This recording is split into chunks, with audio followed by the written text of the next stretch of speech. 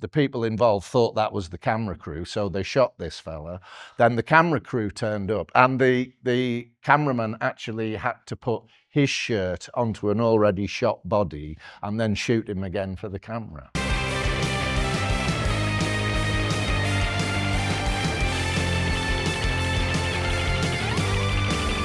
Hello and welcome to the Sandscope Podcast, the show where indie filmmaking meets fandom, pop culture and everything in between. I'm Luke Walters, and as always, well, not as always, actually, I'm joined by a very, very special guest that needs no introduction, but I kind of give him one, and it is Mr. Stephen Tompkinson. Hello, sir, how are you? I'm very well, thank you very much for having me. No, thank you. So yeah, we partnered with Tees Valley International Film Festival to bring you a selection of the festival as well, talking to the guests and filmmakers, and obviously Tanya just premiered as well, so just straight off that. The reaction was great and fantastic. Yeah, couldn't be more happy for Adam. Because last year the competition was, and I was part of the judging panel to find a script that we would make into a short film that would also feature me. So it's quite a narcissistic project from my point of view. But I think while a lot of young script writers are always somehow wanting to emulate their heroes like Scorsese and make modern cultural gangster films, Adam's script just seemed like a quirky breath of fresh air, and I think especially today people are scared of comedy, they're scared of offending people, but I think humour is something that makes us unique as creatures. There's no other animal in the kingdom that has 800 people sitting in front of them while one person stands in front trying to make them laugh. And I don't want us as a society to shy away from that. I think comedy is something that unites all levels of society, all strata, and people shouldn't be made to feel scared of it anymore. It should be embraced, because I think even at the darkest times, gallows humour can get you through anything.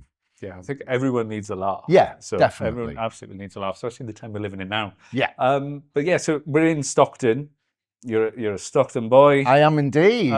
So what growing up in Stockton made you want to become an actor? Well, I think seeing, because we were a very big family. First of all, my dad's eldest brother married my mum's eldest sister, so there were two Tompkinson boys married two Hutchinson girls. So yeah, Christmases and all that were huge, and I used to love making them laugh. But when I could see them watching the telly, watching people like Morecambe and Wise, Tommy Cooper, Les Dawson, there was something different about the way they laughed, and I was fascinated by that, and I wanted to make them laugh in that same way, to make them happy. They were my first audience, and Stockton is that for me.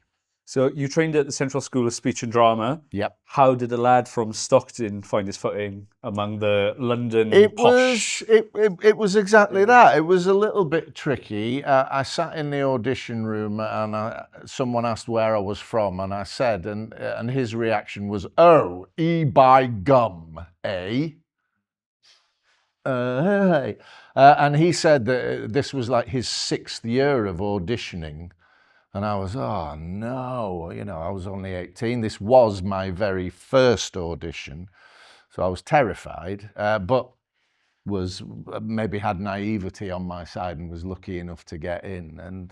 But always very proud of my roots, and always very proud of the humour.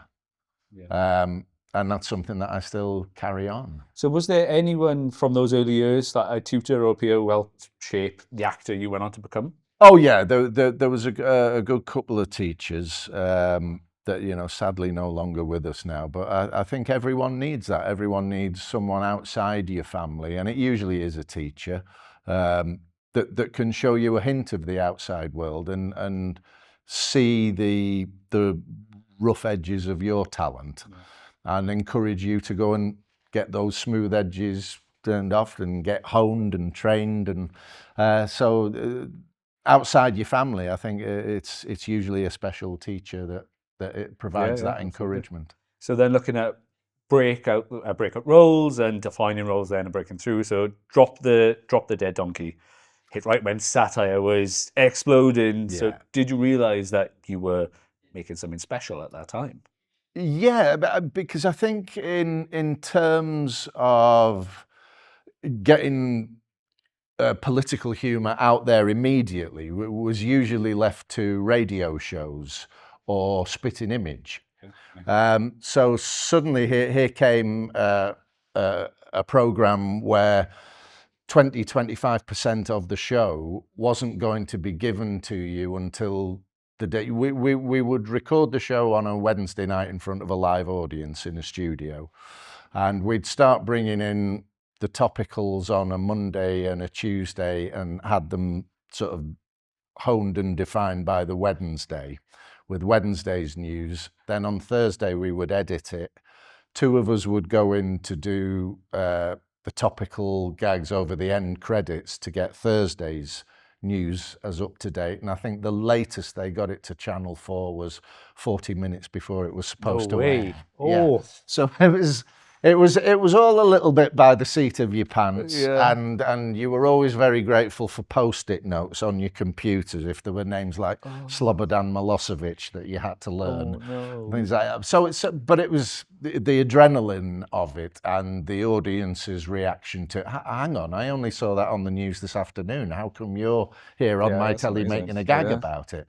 And also, I think it was the first programme that really lifted the lid on news broadcasts that you just took for granted, had to be the truth. The 6 o'clock news, the 9 o'clock news, you would see these reporters from foreign play and you never questioned how they got their story.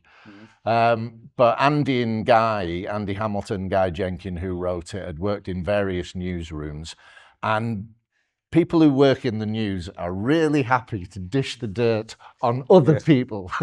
So we would get inundated with stories of disreputable news gathering that we put out in front of camera, knowing full well that we weren't going to get sued, because people would then have to admit, oh yes, it was slightly underhand on that. But we did a thing where we turned up at a South American death squad.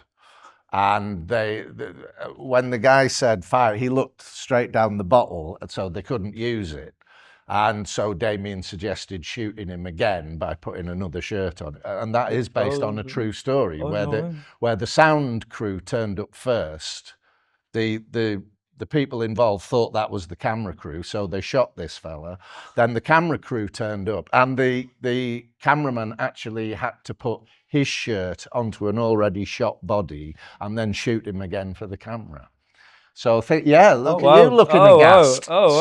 So that's why it had the impact that it did, because suddenly we were showing that it didn't all have to be the truth. Yeah, I don't know the follow that. There you go. After that, then Ballykissangel comes along. Suddenly, you're a romantic lead. Yes. So how did you handle that shift in how people saw you? Well, again, that script that Kieran Prendeville had written, I knew if we got that right, that it could be big. I never imagined it would be 15 million viewers big. But yes, it was, that was my first foray into a lead role, which came from Drop the Dead Donkey. So that was phenomenal. And by the second series, because the town where we shot it was a place called Avoca, is literally one street and a bridge across a river at this end and at this end. And that's the only way in. But by series 2, we were getting 5,000 people a day coming to watch us. So every time we wanted to turn the camera around, on a one street, we had to move 3,000 or 4,000 people. It got to the point where they were considering building a replica set in Spain. So, because it would be easier to film. But yeah, you never imagine. No, I saw the crossover with Vicar of Dibley. Yes. I found it on YouTube 2 or 3 days ago, and I was like, oh wow, okay. So that, Ballykissangel. yeah, Yes. yeah. And we also had a crossover into Father Ted as well. Oh So yeah. it was lovely, the Christmas special. So then coming a bit further then, so Brastoff Ah, hit in so many ways, so many Yeah. nerves, class, pride, community. yeah. What did it mean to tell the story as someone who actually grew up in the north? Well, yeah. When I first came to drama school in 1984, there were still people on the streets with the buckets, the coal not dole buckets, and it was a horrible, shameful time in modern British history. And Thatcher will never be forgiven in so many places. She did so much damage and nothing to repair that damage. And when she passed away, the public spoke by getting Ding Dong the Witch is Dead into the charts again, which seemed quite right. And on October the 2nd next year, it'll be 30 years since we'll be selling out the Royal Albert Hall again, because we do a version now where we take the soundtrack off and the band play live underneath. And it's still affecting people. We went to cinema in Sheffield last year that Pete Postlethwaite opened 25 years ago, and we went to show the film there and did a Q&A, and there was a girl got up and said she first watched it with her grandma, and she's now showing it to her kids. And it still has an impact, and that area is still impacted. So I think it's the thing I'm still most proud of, because of how it has affected real people, and we did get to tell their story their way. So you carried 6 seasons of DCI Banks, so 6 seasons of grief, isolation. Yes. How do you keep the character grounded? Does it wear you down at this point? Well, no, because you have the wonderful safety net of Peter Robinson's books, and Peter's a fascinating writer, was, sadly. We lost him a couple of years ago. But I spent a lot of time with him, and he would start every novel by finding 2 completely unrelated articles in a newspaper, and then start writing with a view of somehow, towards the end, tying them in. So he was a wonderful writer to work for, and I always wanted to do my best for him. So you mentioned that before, you like playing characters that are just holding it together. Yeah, because I think we all are. Yeah, what is it about that fascinates you? Well, it's that thing of the serene swan, but underneath. And I think we all do struggle in various areas, and but if you're true to your code, Banks was a really decent, honourable man, even when morally it would have been easier to let some people off. He was never dealing with supervillains. He was dealing with ordinary people who would find themselves in an extraordinary situation that could happen to any one of us. So you've always gone back to theatre as well. Yes. Educating Rita, art. Yeah. What is it about stage that does it give you something that filming can't? Yes, absolutely. I mean, with filming, you're telling a story that might have 10 scenes, but you'll be filming scene 8, then scene 3, then scene 1, then scene 7, and that's why you have people that used to be called continuity, keeping you grounded with and it's very much your life in other people's hands. It's very technical. I think with a play, you have a little bit more control in that you're there to tell the story all the way through. And especially with a comedy, it's the audience that teaches you where the laughs are and where you can accelerate the pace, where you can hold back. And it is different every night, and it's live, and it's a fantastic shared experience. So coming back up the north now, obviously we've seen Tees Valley coming up. We've seen a lot of projects come in through the northeast now. Yes. So do you think the industry underestimates talent outside of London? Definitely. Yeah, London centricity, if you like, it has been. There's been too much emphasis on it for way too long. I mean, the music that I used to listen to in the 70s was punk, and that used to help inform me. I'd listen to Stiff Little Fingers and understand more about what was going on in Belfast through their music. The Specials helped me understand what was going on in Coventry, and we need those separate areas. I think checkbook football has ruined the locale as well, and that's not the same. And different areas have different identities and will tell the same story a different way, but everyone should have the same amount of focus. So if a young actor from Stockton asked you, do I need to move to London to make it? What would you tell them? No, not these days. Less and less you're getting into rooms for auditions. It's a lot of self-tapes. So be somewhere that you want to live, that you love, and find your tribe that way. And finally then, so when you see events like this now, especially Tees Valley, do you see this as more of like less of a celebration, more of a movement that is, this is us, the Northeast, we are coming? I hope so, yes. I mean, I've been lucky enough to be involved in 2 short films this year, and we had a lot of the same crew on it, a lot of the guys and gals that have come out of the Northern School of Art. And to see, I think we did 1 film in April and then 1 film in October. And for the ones that worked on both, to see the confidence, because you do learn on the job. Yeah, you do.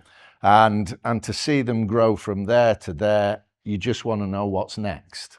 And keeping momentum going is so essential, and why things like this are so important. I know that's great. Thank you for your time. And to say thank you as well. So we've had a little something special made for you. So my partner, she has her own crochet business. She's called Yorkshire Knitter. So she has made you just a little gift. It's a little you from Brast Off. Yes, it's got the is, colours yes. and everything. Yeah, so she's made you. Oh, that's beautiful. I will take this to the Royal Albert Hall on October the 2nd next year for our 30th anniversary. Thank you very much. That is delightful. And that has been the end of the Sound and Scope podcast again. Thank you very much for having me. That has been a pleasure. And please have a look at what else is going on at Tees Valley, and we will see you at the next episode.